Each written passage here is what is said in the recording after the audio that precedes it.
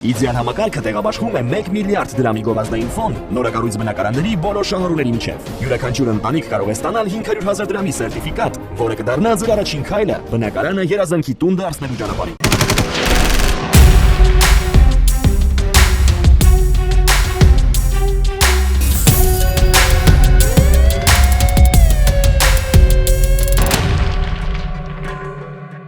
Հակակոռուպցիոն դատարանը գործարար Սամվել Կարապետյանի տնային կալանքը երկարացրել է ևս մեկ ամսով։ Կարապետյանը կալանավորվել է նախորդ տարվա հունիսի 18-ին։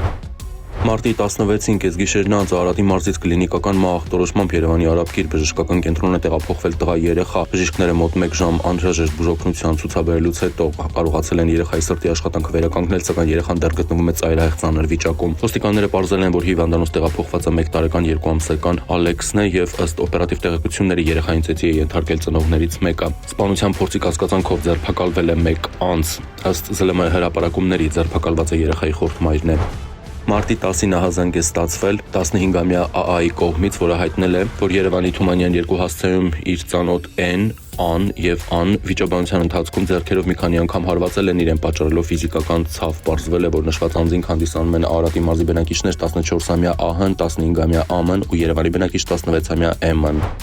Մարտի 11-ին ահազանգ է ստացվել, որ մի քաղաքացի Հրազդան քաղաքի վարչական տարածքում հավանաբար ջրահեղձ է եղել, որոնվողը Կոտայքի մարզի բնակիչ 72-ամյա Ամալյան է։ 3 օր անց մարտի 14-ին հայտնաբերվել է կնոջ դին։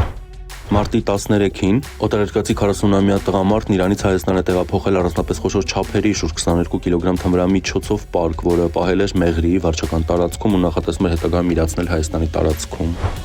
Գորիս քրեակատարողական հիմնարկի ծառայողները մարտի 12-ին խուզարկության են ենթարկել դատապարտյալի մոտ կարճատև տեսակցության եկած քաղաքացուն, հայտնաբերվել է փաթեթ, որում առկա է եղել հերոին տեսակի թմրամիջոց։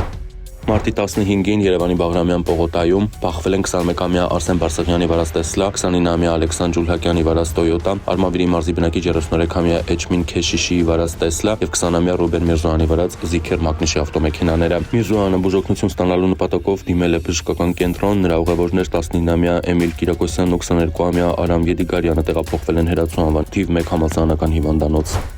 Մարտի 15-ին Մասրիկ գյուղի կենտրոնական փողոցում բախվել են Գեղարքունիքի մարզի բնակիչներ 30-ամյա Հովանեսի վարած Օփել եւ 45-ամյա Գենադիի վարած Volkswagen Մագնիշի ավտոմեքենաները։ Վարորդներից Հովանեսը տեղափոխվել է հիվանդանոց։ Մարտի 15-ին Նոր Հաչնից դեպի Բալահովիտ քաղաք տանող ճանապարհին բախվել են 2 Kia Մագնիշի ավտոմեքենաներ, 1 հոգի տեղափոխվել է հիվանդանոց։ Մարտի 14-ին Երևանի Դավիթ Բեկի փողոցում բախվել են Kia Vaz 2107, Ford եւ Opel Մագնիշի ավտոմեքենաները, 2 հոգի տեղափոխվել է հիվանդանոց։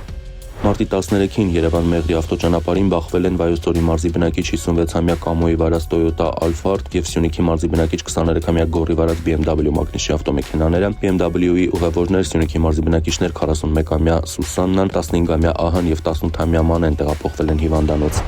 Մարտի 13-ին Բազում գյուղում Nissan Tiida Մագնիշի ավտոմեքենան դուրս է եկել երթևեկելի գոտուց, բախվել հողաթմբին, ապա կողաշրջված հայտնվել երթևեկելի գոտում ու բախվել Mercedes Մագնիշի ավտոմեքենային, 2 հոգի տեղափոխվել է հիվանդանոց։